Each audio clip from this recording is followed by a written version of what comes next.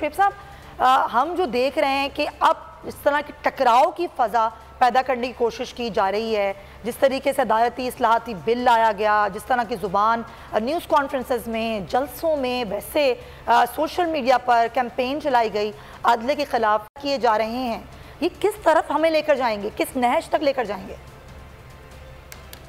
कि मैं समझता हूँ कि ये जो आप पीडीएम की हुकूमत को आप इस तरह नॉर्मल अंदाज में डालें, ये आइनी हुकूमत तो है नहीं, आइन के ऊपर तो ये बिलीव नहीं करती, ये तो अपनी करप्शन और चोरी छुपाने और मनी लॉन्ड्रिंग पे बिलीव करती है। और इन लोगों के जो ज़ुआमा हैं, जिनके चीफ एग्जेक्टिव हैं यानी प्राइम मिनिस्टर और उसके साथ के जो बाकी मिनिस्टर साहिबान हैं, उनका आप कंडक्ट, उनके रवैये और पिछले माजी में किए जाने वाले उनकी हरकतें वो आप मद्देनज़र रख लें। उन्होंने आते साथ ही इलेक्शन कमीशन को अपने साथ मिला लिया, आते साथ ही नैब के लॉ कमेंट किया, ICL से अपने नाम निकाले और इस्टेब्लिशमेंट के साथ उनकी दोस्ती है और वो सारे मिलके सिर्फ मनमानी कर रहे हैं और ह्यूमन राइट्स वायलेशन अलग से कर रहे हैं, सियासी मुकदमात अलग से कर रहे हैं। अभी सिंपल बात है कि जिस आइन के तहत उनको ये इक़्तिदार मिला हुआ है और उनकी वो पावर्स डिराइव कर रहे हैं, उसी आइन की शक्ल के तहत ये कहा जाता है कि भाई आर्टिकल 224 के तहत जब आपके कोई भी असम्बली डिसॉल्व होगी तो 90 डेज़ में इलेक्शन होने हैं। वो 90 डेज़ में इलेक्शन कराने को तैयार नहीं है क्योंकि उनको अपनी शिकस्त फाश नज़र आ रही है। ये बेसिकली इनका तर्ज अमल एक ऐसा है कि जो एक आइनी तर्ज अमल या आइनी और जमहूरी हुकूमत का नहीं हुआ करता।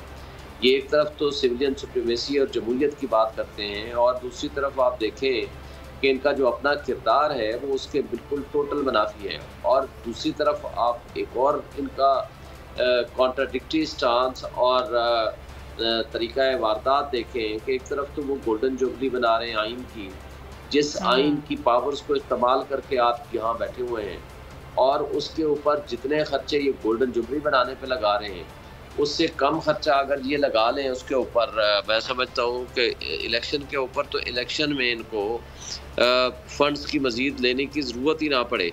तो मैं समझता हूँ कि ये सिर्फ इनका रवैया ऐसा है कि किसी ना किसी हीले बहाने से, किसी ना किसी तरीके से। सर, रवैये की जो आप बात कर रहे हैं बिल्कुल दुरुस्त, रवैया उनका सबके सामने है, तमाम चीजें सबके सामने है। और आइन की जो आपने बात की, आइन के अंदर खुद, इनके अंदर खुद ये दर्ज है, उसके बाद फिर लोअर कोर्ट्स का फैसला आया, फिर सुप्रीम कोर्ट ने बात किया, खुद नोटिस हुआ, उसके बाद फिर इलेक्शन कमीशन ने डेट चेंज कर दी, फिर अदालत ने इंटरवीन किया और उसके बाद भी फैसला निकल कर आ गया। लेकिन सर, ये राना सनाउल्लाह के बयानात, ये हुकूमत के बयानात, ये बातें करना कि जनाब $500 का चला जाएगा, ये सियासी बयानात हैं या आपको लग रहा है कि इसको कानूनी तौर पर किसी तरह से काउंटर किया जा सकता है?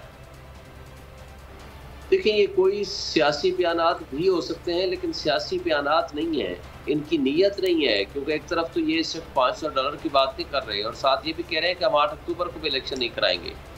बेसिकली इनको अपनी शिकस्त फाश नज़र आ रही है। ये जिस तरह एक घुसपैठिए होते हैं या कब्जा ग्रुप होते हैं, ये कब्जा करके बैठे हुए हैं और इन कब्जे को मेंटेन रखना चाहते हैं। और जो जज या जो अदलिया इनको ये कहे कि आप जाएं इलेक्शन कराएं, तो वो उसके ज़ाती दुश्मन हो जाते हैं और उनके ख़िलाफ़ प्रोसीडिंग शुरू कर देते हैं और उनको एक लिहाज से मलाइन और प्रेशराइजिंग टैक्टिक्स और उनको ब्लैकमेल करना शुरू कर देते हैं। तो ये सिर्फ इनकी सियासत नहीं है, ये इनका बिलीव है, ये इनका ईमान और यकीन है और जिसकी वजह से ये इनका तर्ज अमल है।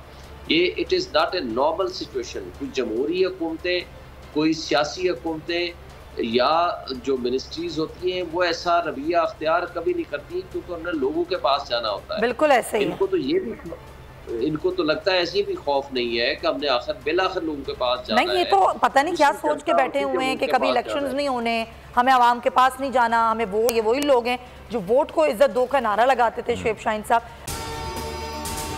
अगर आपको वीडियो पसंद आई है तो लाइक पर क्लिक करें। तो नजर आ रहा है सामने लिखा हुआ है जुल्म मिटने के लिए 2 चीजों से मिटेगा भाई। एक, अदल की कुर्सी पे जो लोग बैठते हैं ना, वो अदल के हिसाब से फैसले करने लगे। दूसरा, कौम निकल खड़ी उस जुल्म के खिलाफ, तो जुल्म खत्म हो जाएगा। या इन दोनों में से कोई एक चीज हो जाए या दोनों हो जाए। अगर 420 का मुकदमा था, उस वक्त अदलिया में जो लोग बैठे हुए केस देख रहे थे वो पूछते ना, यार चीट हुआ कौन है? जब उनको दिखता कोई चीट नहीं हुआ, केस खत्म कर देते। तो जालिम जुल्म कर ही नहीं पाता। 9 जजेस ने नोट बिफोर किया मेरे केस को, यार 1.5 साल चला। शख्सी जमानत का केस, सेम केस इस्लामाबाद में कर दिया। एक ही इल्जाम पे 2 केस हो नहीं सकते भाई। मतलब 60 दिन का वक्त होता है, 102 दिन के बाद मैं जीत गया, केस बरी हो गया, 102 दिन के बाद अपील फाइल की, एक्सेप्ट कर ली। नहीं करते ना एक्सेप्ट, खत्म हो जाता ना जुल्म यार। भरी अदालत में मुझे बरी कर दिया, फिर पता नहीं क्या हुआ 2.5 घंटे बाद का नोट बिफोर, मैं नहीं सुनता ये केस, खड़े रहते अपने फैसले पे, मिट जाता जुल्म। अल्लाह ताला ने बिठाया इस इन कुर्सियों पे इनको यार, ये अल्लाह ताला की तरफ से फैसले करने हैं। तो या तो ये फैसले आएंगे, जुल्म मिट जाएगा, या कौम खड़ी हो जाएगी जुल्म के खिलाफ। सब्सक्राइब करें और बेल दबाएं ताकि कोई खबर रह न जाए।